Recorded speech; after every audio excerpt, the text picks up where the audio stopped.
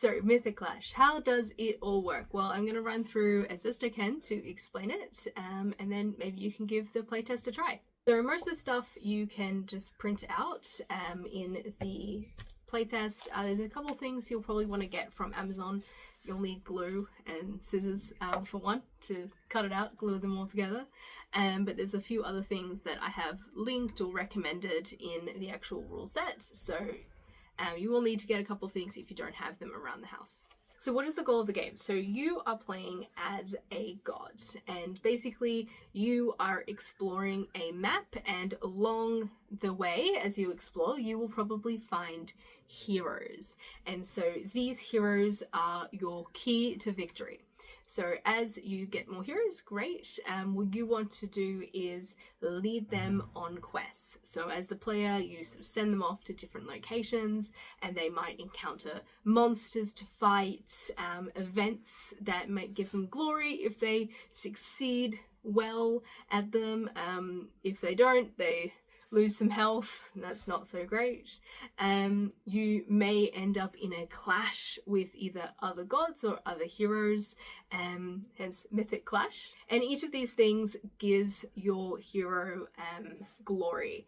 A few other things that you might find as a hero is you could run into what are called minor characters, and these are people who are going to join your hero along the way, and they will help out. So you might run into, say, Pegasus, and Pegasus is a flying horse, and your hero now has befriended Pegasus, and that you can go off on your adventure together. Pegasus gives some glory and a little bonus for your hero.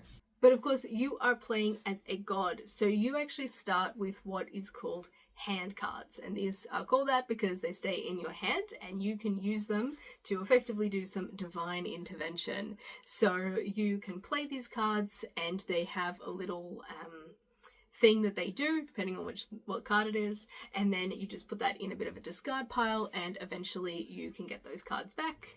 And you'd be able to tell if a card is a hand card because it actually has a little hand on the card. I've also color coded the backing, so some of them have this pale color, some of them have orange, others have black. So the backing helps you tell the difference between all the cards when you're laying them out, and the instructions for how to lay them out, probably in the rest of this video, definitely in the actual rulebook that I've written. So let's talk a little bit more about the map you'll be exploring. So there are several hexagonal location cards. You print them all out, and what happens is you can form a map with the cards face down, so you do have to explore a little bit. You don't necessarily know what's coming. And then each of these as well has a little symbol on them, and these correspond to different card piles that you can pull a adventure from. And because Mythic Clash is supposed to be somewhat educational, these cards may tell a little bit of story about a myth, but they're usually tied a lot of the times to a particular location. So one location is, you say, Athens or something. Athens is going to be connected to an Athens specific card, and then you can pull that and go, oh, okay, this thing happened in Athens. So you can tell if something is special because it has a big old star. That's how it's a special one, and special ones are connected to specific locations. So most of these ones are for Arcadia. Well, we've got 2 for Caledon, 1 for Arcadia, 1 for Argos. Alright, well, I'm going to go cut all of those out and glue them all together, but you will see me very soon where I go into how to set up the map. We have the god cards. So for the playtest, there are 4 different gods you can choose from: Dionysus, Artemis, Hephaestus, and Athena. And each of these gods, they have their playable stats, and then you also have your hand cards. You can see the little hand on each of them to show you that these go in your hand. So say I'm playing Artemis, I've got access to these abilities, and so you can use up an action. For most of these use an action. Some of them don't actually use an action, so you can see this one, Goddess of Strategy for Athena, does not use up an action to play this. But there are usually specific times, like you must do it on your turn. Also have these location cards. So this is the back, and this is what they look like on the front. Yeah.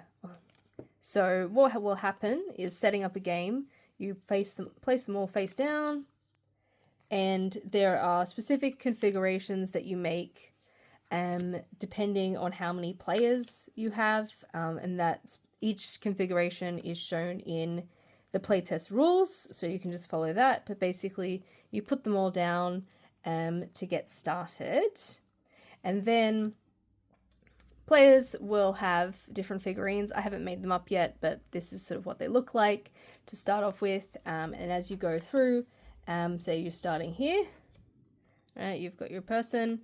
You're starting, and you've started on the Alps. Now the Alps, if you look at it, there's a little symbol which is the top of a column. Whereas other ones, and that's another column one, that's another column one. So you keep exploring. I'll show you, this one has, as you can see, a little star. So this represents the two different types of decks that you can draw from. So as you can see, we have the column and the star. So this is the sort of general deck, and this is the special deck. So the general deck, if you say we're on the Alps, you would draw from the top of this, and this would be what happens. So you've just picked up an item that gives you bonus on defense, which is why it has a little shield symbol, and you get a little bit of information about what this item is.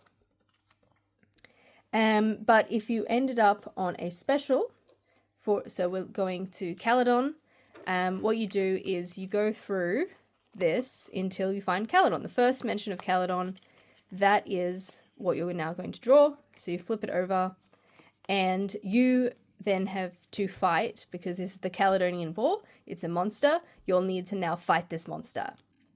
And the monster has different stats.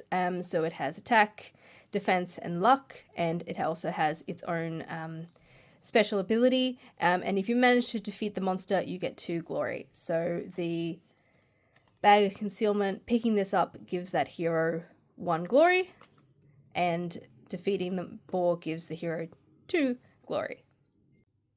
Now you might be wondering, how do you find the heroes? Well, in this pile of cards are several heroes. So if we flip it over, we'll hopefully be able to find a hero. Oh, look, we found Orpheus. So Orpheus can be found in Thrace, and this is a hero card. So, and if you defeat Orpheus, if you kill him, then you get 1 glory.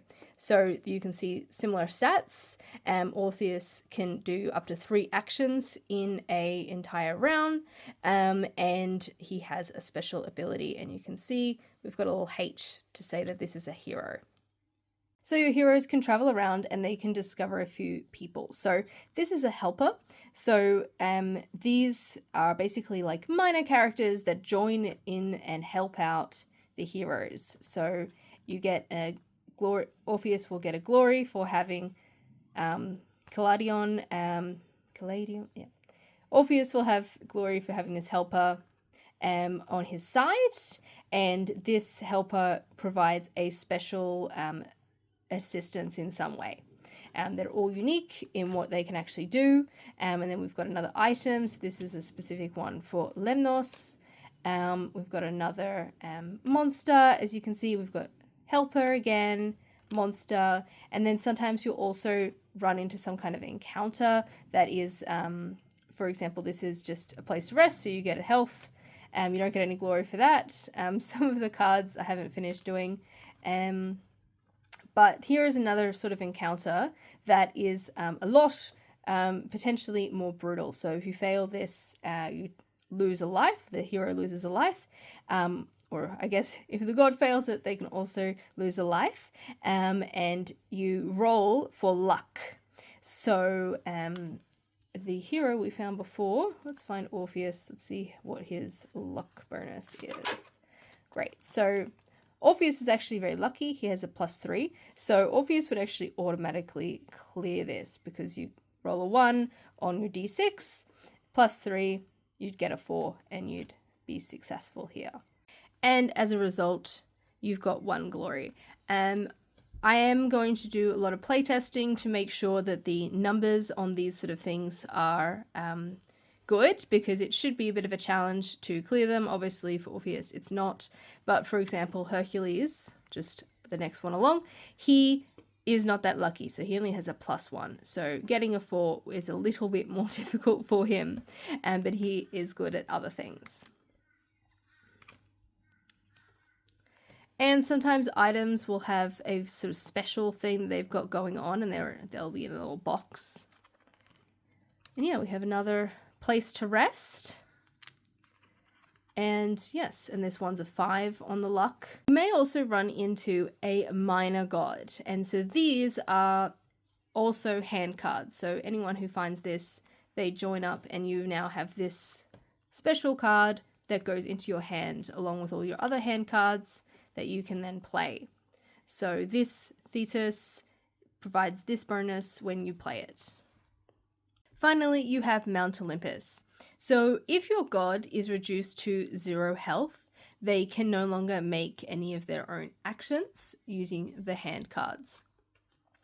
So you may want to send them to Mount Olympus to recuperate. So they spend time at Mount Olympus, and eventually you can then send them back to the main map. And that's where Mount Olympus is and what it looks like.